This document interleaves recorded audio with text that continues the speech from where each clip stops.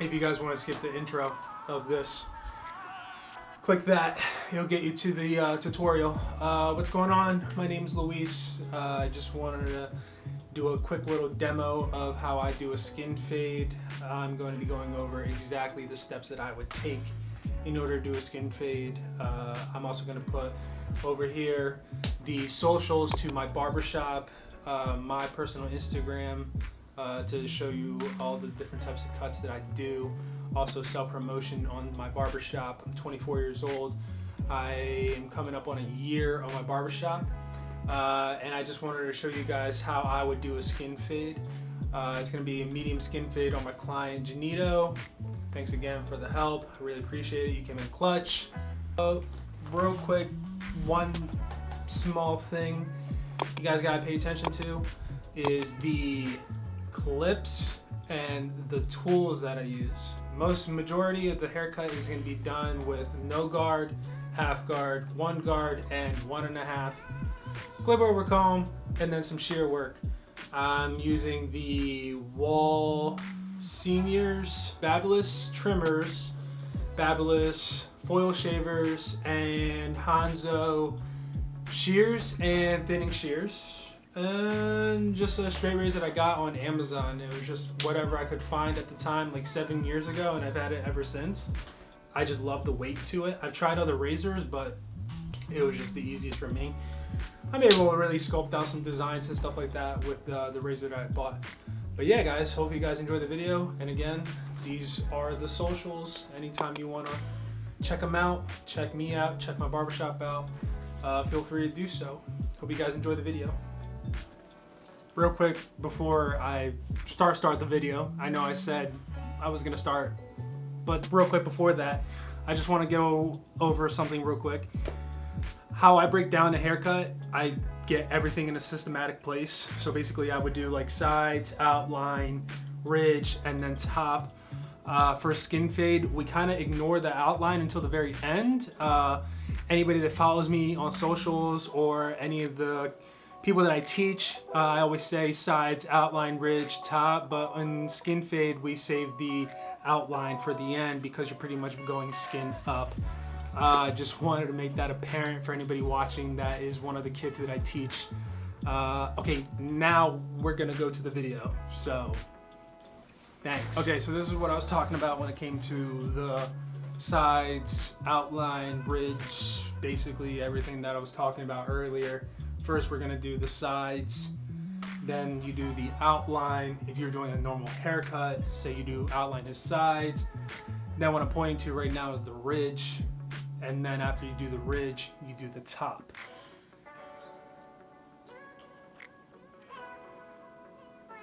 And you may be asking yourself, like, what is the ridge? Well, this is basically how you find the ridge. It's basically what is gonna connect the sides to the top. I always like going to the calic. I like placing 3 fingers below the calic, and then my tool would not go above those 3 fingers, and then you just created your calic. Then you just created your ridge. For the top, I pretty much do anything that's in front of the calic would be what you're trimming down the least, and then as you get back towards the calic, that's when you want to start trimming a little bit more, because everything has to be centered towards the apex, which is the highest part of the haircut. And I'm just basically showing you right now what I'm going to be using for the main clip that I'm using. It's basically going to be a 1.5 all the way up to the ridge. As you can see, what I'm creating right now is the ridge. It's 3 fingers, then 2 to the sides. Sorry about that was the phone. Continue doing a close-up of the 1.5 all the way to the ridge. Showing you just different angle how I would do it. Right here, I'm basically showing you that I'm not going to cut the bulk of the haircut yet, the very bottom half of the haircut. We're gonna blow dry, we're gonna clean up, dust him off, make sure he's not itchy. I'm saving that because I can go in with a 0 to clean that all up, or a 5-0. Right now I'm basically showing you how I'm determining my medium skin fade. It's basically going to be the middle of the arch. Anything below the arch I consider as a low skin fade. Anything above the arch is going to be a high skin fade. That's all personal preference. I know some people like to keeping the arch, like keeping the C-points, so they'll basically round it into a medium skin fade. I just want to keep sure that I'm keep the blade on the head, no nudging on the head, and I also want to make sure that I'm steady. Here's another close-up of me going nice and steady with the haircut. I want to make sure I'm going to continue being on his head. It's not nudging back and forth. I want to make sure that the client doesn't get irritated. After we do a 0, we're going to go into 5-0 or all the way closed with our Wahl. Basically, I'm going to create a finger length of space in between. I want to get a 0 and a 5-0, and I want that 000. I want a good amount of space, so I usually like to do a finger length. Now that we can go into 5 zeros, I'm going to clean up all the bulk. That way it just saves me on time. It's another way to skip steps. Once we get a finger length for the 5-0 or all the way closed, I like to go in with my trimmers and then Babyliss. I'm basically going to be showing you what I use and how I get to the line when I use the trimmers. The trimmers, I like to have like a nice flicking motion right before I hit the 5-0 line or the closed line. I want to make sure that I can get rid of all the loose hairs that I didn't catch already with the 5 zeros. Right here, I'm going to be showing you the flicking motion of exactly what I mean. As soon as I get to the line, you want to flick out. So if it looks like I'm hitting the line, I'm not actually hitting the line, I'm just flicking out below the line.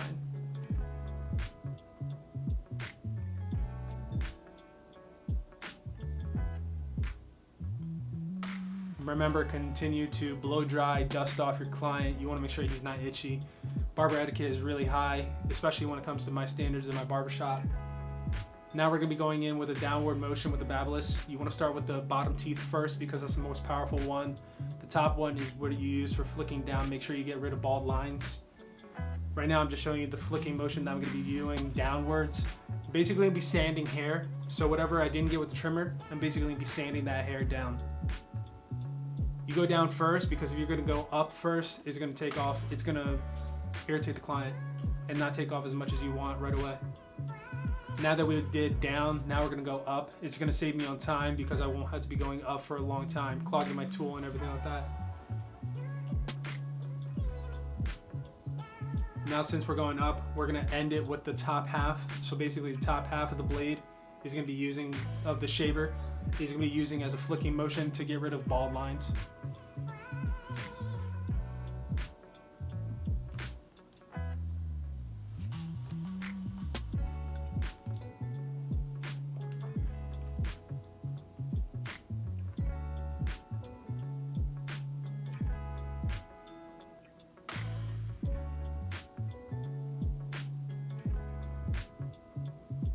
Same thing, we're just making sure that we stay steady with the one shaver right around the ear. Since it is a medium skin fade, I can just use the one shaver instead. You don't need too much power when you go to the sides because the sides fade in a lot easier.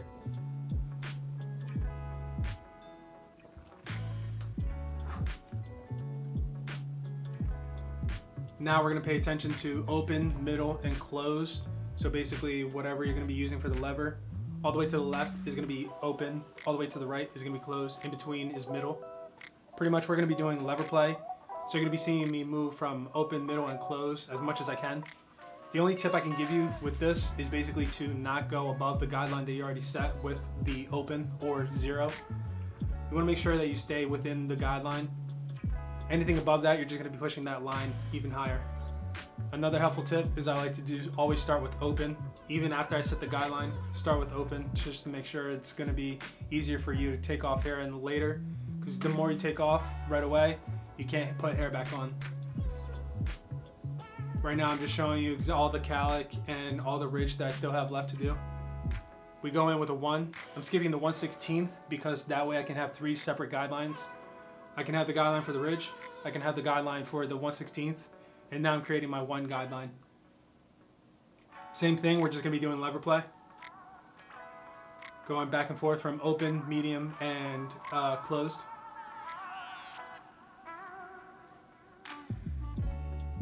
Going to be doing that to the side of the head, back of the head. The back is pretty much the hardest part to fade out.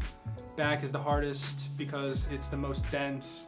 Depending on the head structure and everything like that, it's the darkest. My personal opinion, the 1/16 that I'm doing right now is the most important part because you're blending in from skin to actual hair. Again, same thing, when you hit above the 1/16, you want to basically do a flicking motion. So you're going to go through 1/16 through 1, and you want to make sure that you flick that.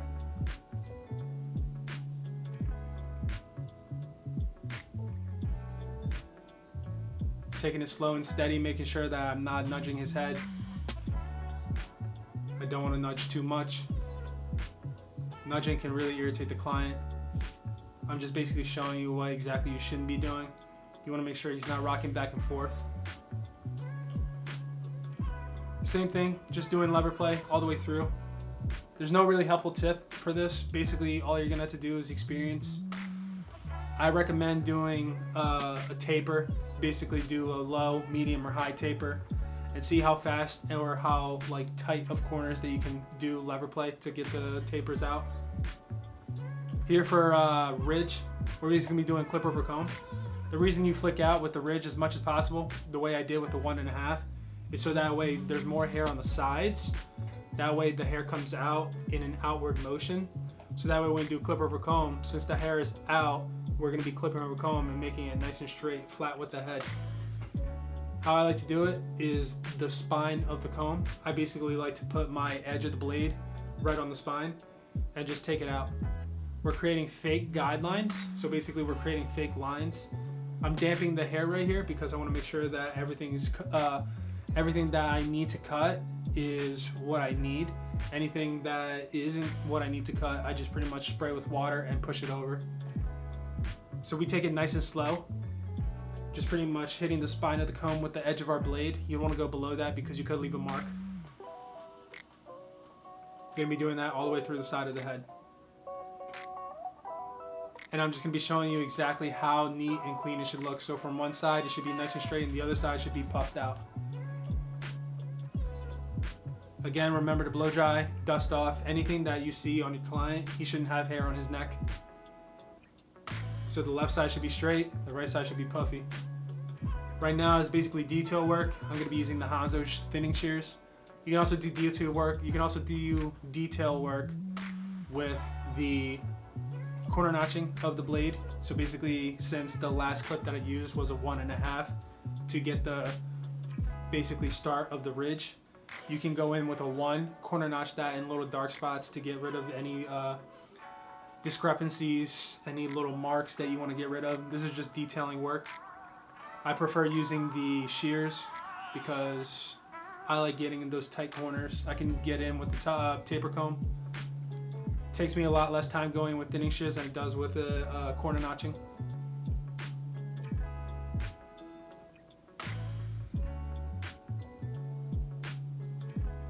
Making sure to check all different types of directions, put his head down, see if you see any dark spots. Now we're focusing on the top half of the hair. Basically, since he's getting a comb over, we're gonna start on the very left side. We're gonna divide into 5 sections. We're gonna start with the left, then work our way toward the center, and then eventually go all the way to the right. We make our first initial guideline all the way on the left, and then we just follow that backwards. All the way to this back calic. We're basically going to be going a little bit less and less towards the calic because you want to make sure that the apex of the head matches with the very front bangs of the hair. Since the apex of the head, your head structure, your very, very top of the head is going to be a lot higher than your than the front of your head. I know I'm probably like irritating anyone that knows all the very detailed work and diagrams of the actual facial structure. I haven't taken my test in 7 years. At this point, repetition just got me figuring out front, back, apex, occipital bone. I just do what comes natural to me. So I just like to say front and calic. If you guys know your terms, that's amazing. That's great on you. When you get to the real world, everyone's hair structure is different and everyone's basically head shape is different. So I like doing a very generalization of hair. So front, back, sides, ridge, outline. There's 2 different ways you can do the very end of the head, the last section. the fifth section. Basically, we can grab a section and then the very ridge, and then you're basically connecting one end to the other. Or like as I showed, you can also do cross-checking. So basically you just cross-check this little area. It's totally a preference on the barber. Now I'm just showing you as in a full rainbow motion that all the hair is even, calic is even, and the ridge is even.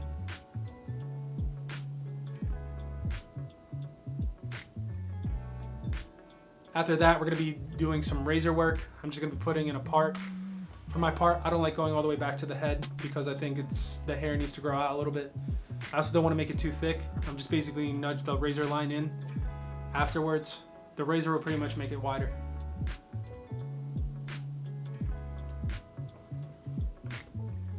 There's some people who just like using the razor instead of the clippers, instead of the trimmers. That's totally fine, totally acceptable, whatever's easiest for you. I'm just doing very, very basic instructions. Anything to make your life easier. So basically start out with trimmers and then do a razor. Little tip that I like doing when it comes to outlining. I use the very back end of the blade. I don't use the whole blade, just the very back.